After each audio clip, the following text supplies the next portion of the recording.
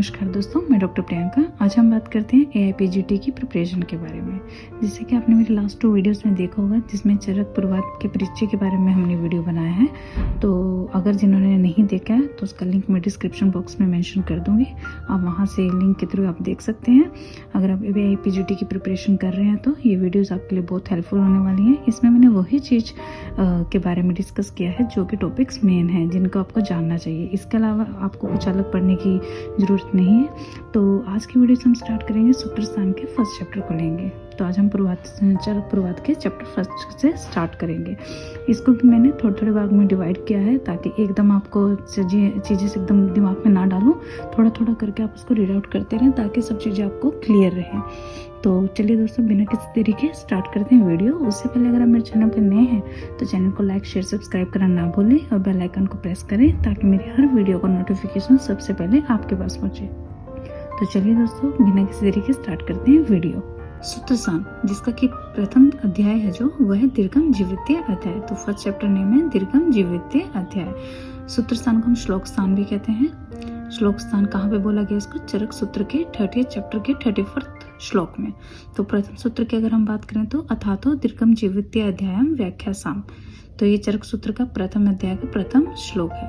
अथय शब्द का अर्थ है मंगल सूचक होता है। जैसे कि हमने अथातो दीर्घम जीवितीय अध्याय व्याख्यासाम को कैसे हमने 8 पदों में वो किया है विभक्त। अथय इति दीर्घम जीवितीय अध्यायम व्याख्यासाम। तो ये 8 मंगलिक पद है। तो अगर आपको एग्जाम में क्वेश्चन आ जाता है कि मंगलिक पद कितने हैं, तो 8 मंगलिक पद हैं। इसी तरह सुश्रुत संहिता अष्टांग हृदय में भी 8 मंगलिक पद है। तो अगर आप नोट करेंगे उस चीज को तो आपने ध्यान दिया हो तो सुश्रुत संहिता के फर्स्ट चैप्टर और अष्टांग हृदय के फर्स्ट चैप्टर उनके भी फर्स्ट श्लोक में 8 मंगलिक पद है। तो ये शायद आयुर्वेद के 8 अंगों के कारण ये 8 मंगलिक पद दिए गए हैं। तो अगर आपसे कोई पूछे कि मंगलिक पद कितने, तो 8 मंगलिक पद है। ठीक है। इसके बाद हम बात करें इतिहास में भगवान आत्रेय।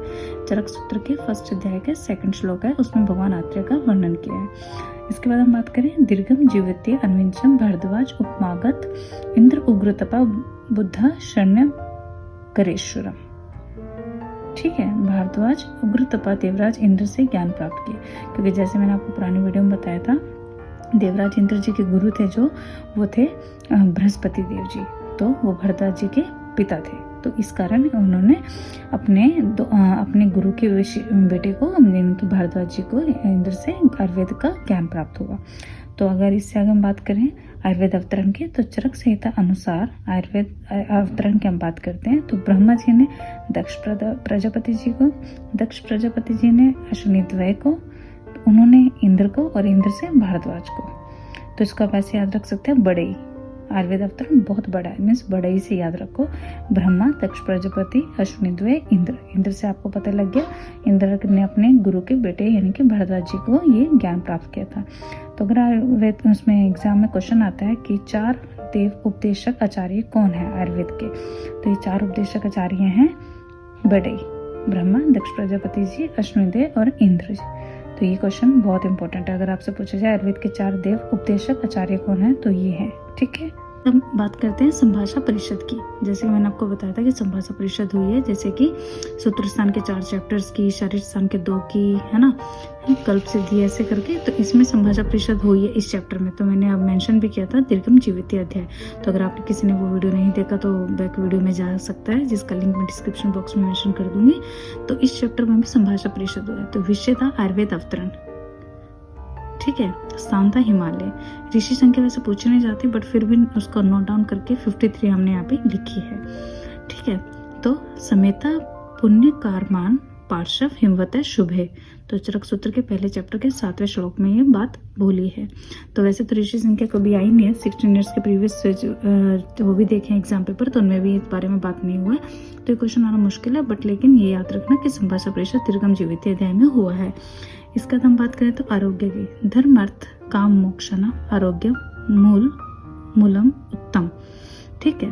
तो चरक सूत्र के पहले अध्याय का 15 श्लोक है। पुरुषार्थ की प्राप्ति का साधन क्या है? धर्म अर्थ काम मोक्ष। ठीक है।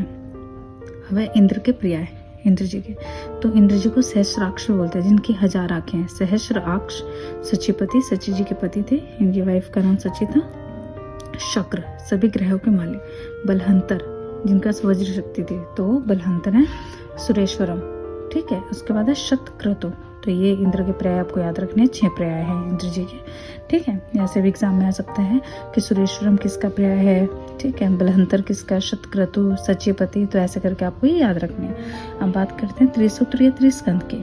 हेतु लिंग औषध ज्ञानम स्वस्थ आतुर प्राणाम त्रिसूत्रम शाश्वतम पुण्यम बबूदे च यम पितामह, ठीक है। हेतु लिंग औषध ज्ञान, ठीक है, जो हेतु दोष और द्रव्य हैं इनको स्कंध त्रय बोले। त्रय मतलब ये दोष, त्रिसूत्र तो आपको पता लगी गया, हेतु लिंग औषध का ज्ञान त्रिसूत्र है। अगर स्कंद त्रय की बात करें, और त्रिसूत्र को हम त्रिस्कंध बोलते हैं, पर अगर स्कंद त्रय की बात करें, जहाँ त्रय आ गया तो मीन्स उसमें कोई दोष आ गया।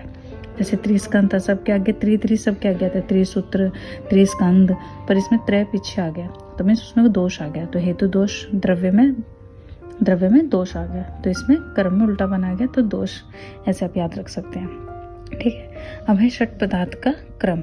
चरक ने माने हैं सामान्य विशेष गुण द्रव्य कर्म समवाय, और वैशेषिक दर्शन ने माने हैं द्रव्य गुण कर्म सामान्य विशेष समवाय, जो कि ये वाला तो आपको हर एक को याद होगा, मुझे डेफिनेटली पता है, क्योंकि यही सब हमने बीएमएस के टाइम पे याद किया है, द्रव्य गुण कर्म सामान्य विशेष समवाय। पर चरक जी के अकॉर्डिंग भी हमें याद करना जरूरी है। तो हमने क्या किया है इसमें, जो सामान्य विशेष समवाय है, जो लास्ट का सामान्य विशेष आगे प्रथम में ले लिया, समवाय को बीच में ले लिया, उसका गुण और द्रव्य को बीच में लेके द्रव्य के इधर गुण कर दिए, उधर कर्म कर दिए। तो ऐसे याद किया है मैंने, आप भी ऐसे इसको याद कर सकते हैं।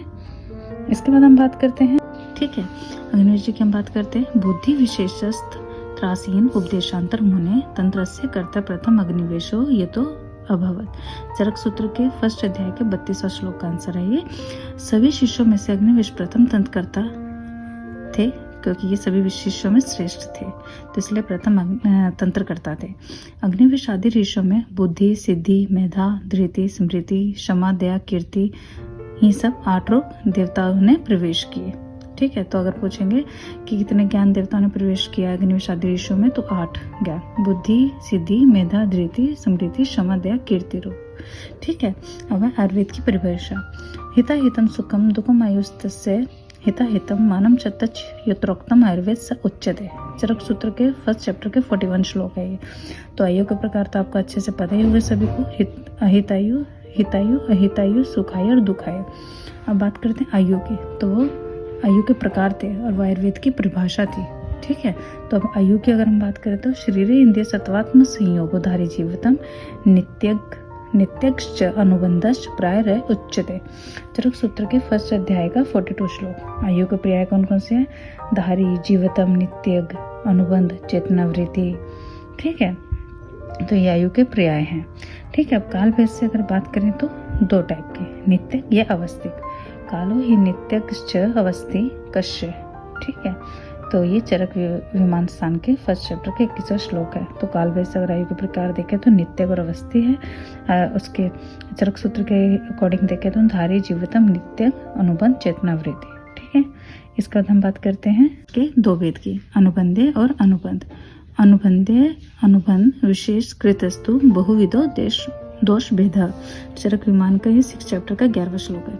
तो दोषों के अकॉर्डिंग 2 भेद माने गए हैं, अनुबंधे और अनुबंध, ठीक है। इनको आप याद रखिएगा।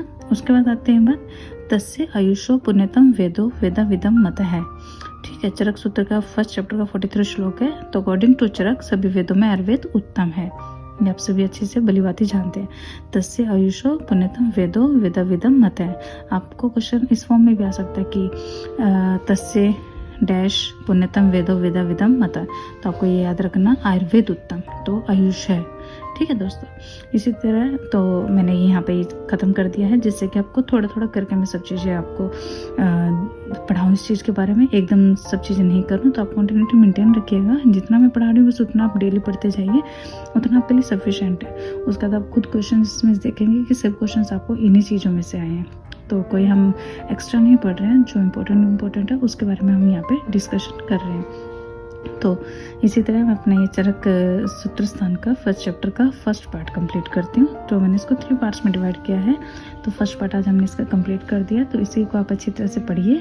कुछ डाउट होता है मेरे से पूछ सकते हैं। अगर आपको कुछ नहीं समझ आए या पढ़ाने के वे में कुछ चेंजेस चाहिए आपको, तो जैसे आप बोलेंगे उसके अकॉर्डिंग मैं आप खुद को डालने की कोशिश करूँगी। तो क्योंकि मुझे मेन आपको ये सब चीज़ें समझाना है, ठीक है। तो अगर आपको ये वीडियो अच्छा लगे तो लाइक शेयर सब्सक्राइब करिएगा और मेरे चैनल के साथ जुड़े रहिएगा। कुछ अगर आप मुझसे कुछ पूछना चाहते हैं तो कमेंट बॉक्स में मुझे मेंशन करना ना भूलें। तो तब तक के लिए धन्यवाद।